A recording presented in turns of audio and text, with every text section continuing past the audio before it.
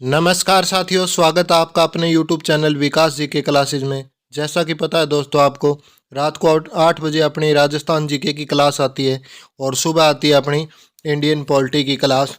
तो अपना चल रहा था टॉपिक, भारत का संविधान में चल रहा था दोस्तों, लोकसभा चल रहा था। और आपको पता है लोकसभा की 4 से 5 क्लास हो गई है और कम से कम दो, इस क्लास के बाद 2 क्लास और आएगी। इससे पहले अगर आप वीडियो पे नए हो दोस्तों तो वीडियो को लाइक ज़रूर करिएगा, चैनल पे नए हो तो चैनल को सब्सक्राइब करना और इस वीडियो को ज़्यादा से ज़्यादा अपने दोस्तों में या आप किसी स्टडी ग्रुप से जुड़े हो तो उसको शेयर ज़रूर करिएगा दोस्तों। और इस वीडियो को अंत तक देना दोस्तों, अंत तक देखोगे तो आज की क्लास बहुत इंटरेस्टिंग होने वाली है और ज़ोरदार क्लास होगी दोस्तों। शुरू करते हैं आज का क्वेश्चन दोस्तों। 45 क्वेश्चन हमने कर लिए थे और आगे के क्वेश्चन कवर करते हैं दोस्तों। शुरू करते हैं आज की क्लास। और आज का पहला क्वेश्चन है दोस्तों अपना, तो इस क्वेश्चन में आपसे पूछा है अविश्वास प्रस्ताव किस सदन में लाया जाता है। इंपॉर्टेंट क्वेश्चन नोट करिएगा दोस्तों। अविश्वास प्रस्ताव लाया जाता है वो लोकसभा में लाया जाता है दोस्तों। ऑप्शन ए राइट आंसर होगा दोस्तों। अविश्वास प्रस्ताव हमेशा लोकसभा में आता है, ध्यान रखिएगा इस क्वेश्चन को दोस्तों। चलते हैं, अगला क्वेश्चन है अपना और इस क्वेश्चन में आपसे पूछा है कोई वित्तीय बिल कहाँ प्रस्तावित होगा। वित्तीय बिल कहाँ प्रस्तावित होगा दोस्तों। ऑप्शन ए राइट आंसर होगा। वित्तीय बिल भी होगा लोकसभा में पेश होगा दोस्तों, याद रखिएगा। अगला क्वेश्चन है, तो इस क्वेश्चन में आपसे पूछा है 48वें क्वेश्चन में दोस्तों क्या पूछा है कि लोकसभा का नेता कौन होता है। लोकसभा का नेता कौन होता है दोस्तों, सबको पता है लोकसभा के नेता अपने बहुमत दल के नेता को अपना नेता मानते हैं और वो होते हैं प्रधानमंत्री। ऑप्शन बी राइट आंसर होगा दोस्तों, प्रधानमंत्री को अपना नेता चुनते हैं। अगला क्वेश्चन है, तो इस क्वेश्चन में आपसे पूछा है कि लोकसभा का विघटन कौन कर सकता है। यानी लोकसभा जब बहुमत ना हो किसी भी दल के पास दोस्तों, तो उस समय लोकसभा का विघटन होता है। और ये विघटन कौन कर सकता है दोस्तों, ये बात अपने को पूछी है। तो लोकसभा विघटन करेंगे राष्ट्रपति। ऑप्शन ए राइट आंसर होगा दोस्तों। अगला क्वेश्चन देखिएगा, तो इस क्वेश्चन में आपसे पूछा है किसी विशेष दिन लोकसभा में अधिकतम कितने तार्किक प्रश्न पूछे जाते हैं।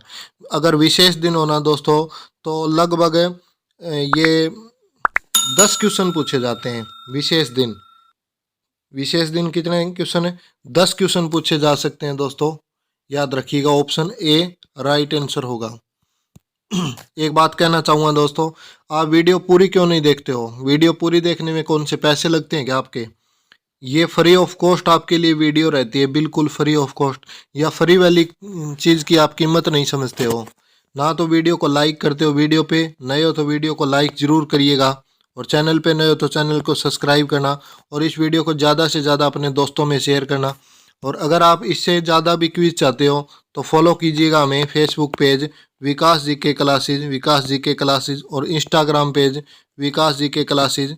इंस्टाग्राम पेज को फॉलो करिएगा दोस्तों, वहाँ आपको फैक्ट के साथ फ़ोटो के साथ क्विज मिलेगी और भी इंटरेस्टिंग क्वेश्चन मिलेंगे। अगला क्वेश्चन है, तो इस क्वेश्चन में आपसे पूछा है लोकसभा का कार्यकाल 5 वर्ष से अधिक किस अवस्था में बढ़ाया जा सकता है।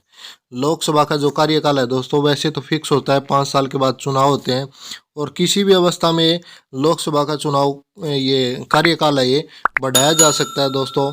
ऑप्शन बी राइट आंसर है। जब राष्ट्रीय पातकाल होना दोस्तों तो लोकसभा का कार्यकाल 1 वर्ष के लिए बढ़ाया जा सकता है, बस इससे ज़्यादा नहीं बढ़ेगा दोस्तों। अगला क्वेश्चन याद रखिएगा, देखना अगला क्वेश्चन क्या पूछा है कि लोकसभा के किसी की सदस्यता कितने दिनों तक लगातार अनुपस्थित रहने पर समाप्त हो जाती है। यानी दोस्तों कोई भी मेंबर अपना वो एमपी चुन के जाता है, यानी सांसद चुन के हम जनता भेजते हैं उसको संसद में ताकि अपनी बातें रख सके सरकार के सामने। अगर वही एमपी चुना हुआ प्रतिनिधि तो 60 दिन अगर लोकसभा में उपस्थित नहीं होगा ना दोस्तों, यानी 2 महीना 60 दिन उपस्थित नहीं होगा ना, तो उसकी लोकसभा सदस्यता ये हो जाएगी समाप्त दोस्तों, ध्यान रखिएगा। 2 महीने लगातार ना गया ना तो ये सदस्यता रद्द कर दी जाएगी। ऑप्शन ए राइट आंसर होगा, ध्यान रखिएगा दोस्तों। अगला क्वेश्चन है, तो इस क्वेश्चन में पूछा है संसद सदस्यों को प्रतिमाह वेतन के रूप में कितना रुपया मिलता है। कितने रुपए मिलते हैं दोस्तों संसद सदस्यों को, ये तो आपको पता ही है दोस्तों। कितने मिलते हैं? 1,60,000 रुपये। 1,60,000 रुपये मिलते हैं दोस्तों सदस्य को। इसके अलावा चिकित्सा सुविधा मिलेगी दोस्तों। और क्या मिलेगा? गाड़ी फ्री घूमने के लिए। और क्या मिलेगा? परिवार का बिल्कुल सारी चिकित्सा सुविधा फ्री दोस्तों। और क्या मिलेगा? मोबाइल का खर्चा भी फ्री दोस्तों, मोबाइल फ्री। इसके अलावा 5 साल के बाद अगर सदस्य चुनाव हार जाता है तो उसकी, जैसे अब 1,60 है ना तनख्वाह दोस्तों, 80,000 फिर उसकी पेंशन हो जाएगी दोस्तों, याद रखिएगा।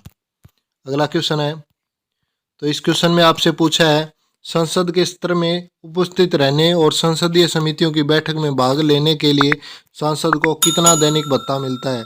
ये देखो, ये दोस्तों आम आदमी के लिए ही ये सबसे ज़्यादा घातक सिद्ध होते हैं। ये जो एमपी चुन के जाते हैं वहाँ अपने वेतन भत्तों से, सारे वेतन भत्तों से मौज करते हैं, और जनता यहाँ ये महंगाई की मार से त्राहीमाम हो रही है दोस्तों।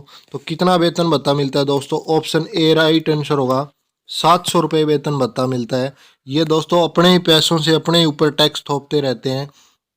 नेक्स्ट क्वेश्चन है, तो इस क्वेश्चन में पूछा है सांसद के सुचारू रूप से अपना कार्यकाल चलाने के लिए प्रत्येक महीने कितना कार्यकाल भत्ता मिलता है। देख रहे हो ना दोस्तों, कभी पेंशन, कभी सैलरी, कभी पर्सन पूछने के पैसे, कभी कार्यकाल चलाने के पैसे, पैसे पे पैसे, पैसे पर, फिर भी इनका पेट नहीं भरता है दोस्तों। और इनको मिलता है दोस्तों 23,000 रुपये। ऑप्शन डी सही होगा दोस्तों, 23,000 रुपये ले लेते हैं। अगला क्वेश्चन है, तो इस क्वेश्चन में पूछा है आपसे किस वर्ष में संसद सदस्यों के लिए पेंशन व्यवस्था लागू की गई थी। पेंशन व्यवस्था किस वर्ष लागू की गई थी दोस्तों? ऑप्शन डी सही होगा, 1976 में पेंशन व्यवस्था लागू की गई थी। इंपॉर्टेंट क्वेश्चन है, याद रखिएगा। अगला क्वेश्चन है, तो इस क्वेश्चन में आपसे पूछा है दोस्तों लोकसभा के बैठक की अंतिम तिथि व दूसरी तिथि की प्रथम तिथि के बीच कितने समय से अधिक अंतर नहीं होना चाहिए। यानी जैसे दोस्तों लोकसभा की आज एक बैठक हुई है और ये दूसरी बैठक होगी, इन दोनों बैठकों के बीच कितना समय से ज़्यादा अंतर नहीं होना चाहिए, ये बात अपने को पूछी है दोस्तों। और वो होता है दोस्तों 6 महीने, यानी 6 महीने के अंदर अंदर दूसरी बैठक हो जानी चाहिए दोस्तों। अगला क्वेश्चन है, तो इस क्वेश्चन में आपसे पूछा गया है, क्या पूछा है, राष्ट्रपति किसकी सलाह पर लोकसभा के कार्यकाल को पूरा होने से पहले भंग कर सकता है। राष्ट्रपति किसकी सलाह पर भंग करेगा दोस्तों?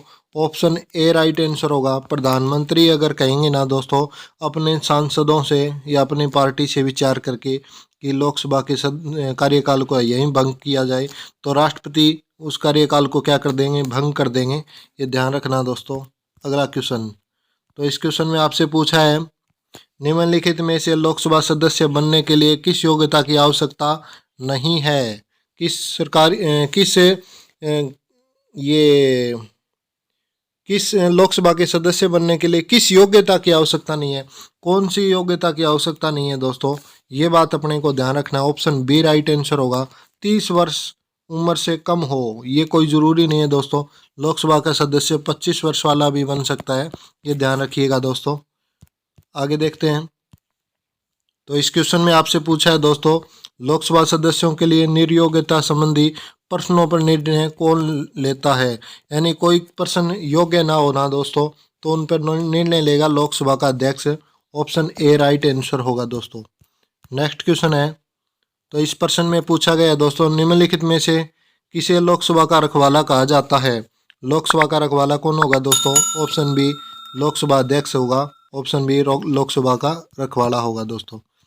तो इस क्वेश्चन में पूछा गया है लोकसभा अध्यक्ष को कौन चुनता है। लोकसभा अध्यक्ष को कौन चुनता है दोस्तों?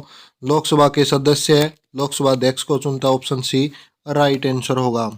अगला क्वेश्चन, तो इस क्वेश्चन में आपसे पूछा है दोस्तों राज्यसभा और लोकसभा के समान शक्तियां किस क्षेत्र में है। यानी राज्यसभा और लोकसभा को कौन से क्षेत्र में समान शक्तियां प्राप्त है दोस्तों? ये बात पूछी है, संविधान संशोधन है। ये शक्तियां उनको संविधान संशोधन करने के विषय में समान शक्तियां प्राप्त है दोस्तों। ऑप्शन है बी राइट आंसर होगा। अगला क्वेश्चन, तो इस क्वेश्चन में पूछा आपसे, लोकसभा और विधानसभा के चुनाव में एक उम्मीदवार अपनी जमानत राशि को खो देगा अगर उसे कुल वैध मतों का कितना प्राप्त ना हो। दोस्तों ये जमानत राशि क्या होती है, पहले पैसे भरने पड़ते हैं, बॉन्ड भरना पड़ता है, फॉर्म भरता है ना जब कोई चुनाव लड़ता है तब। अगर कम से कम वैध मतों का अगर ये वोट प्राप्त नहीं करता है तो ये जमानत राशि ये जो बॉन्ड है उसको नहीं मिलेगा। ये है 1/6 से कम मत प्राप्त हो, यानी 100 दोस्तों उसके पास, यानी 100 वोट है 1 मिनट के लिए मान लीजिए दोस्तों, 100 में से उसको 6 वोट भी प्राप्त नहीं हुए ना तो उसको ये राशि नहीं मिलेगी। अगला क्वेश्चन है, तो इस क्वेश्चन में अब पूछा गया है, निम्नलिखित में से किसके विधेयक केवल लोकसभा में प्रारंभ किए जाते हैं। वित्त विधेयक ना दोस्तों केवल लोकसभा में प्रारंभ किए जाते हैं, ऑप्शन सी राइट आंसर होगा दोस्तों। और आज का क्वेश्चन है दोस्तों, इसका क्वेश्चन का मुझे आप आंसर कमेंट में देना दोस्तों, लोकसभा का विघटन कौन करता है। इस क्वेश्चन का उत्तर आप मुझे कमेंट में देना दोस्तों। और तब तक अगर आप वीडियो पे नए हो तो वीडियो को लाइक करना, चैनल पे नए हो तो चैनल को सब्सक्राइब जरूर करना और इस वीडियो को ज़्यादा से ज़्यादा अपने दोस्तों में शेयर करना। मिलते हैं रात को 8 बजे दोस्तों, 8 बजे आएगी अपनी राजस्थान जीके की क्लास, उसमें मिलते हैं। और दोस्तों तब तक के लिए जय हिंद, जय भारत, धन्यवाद।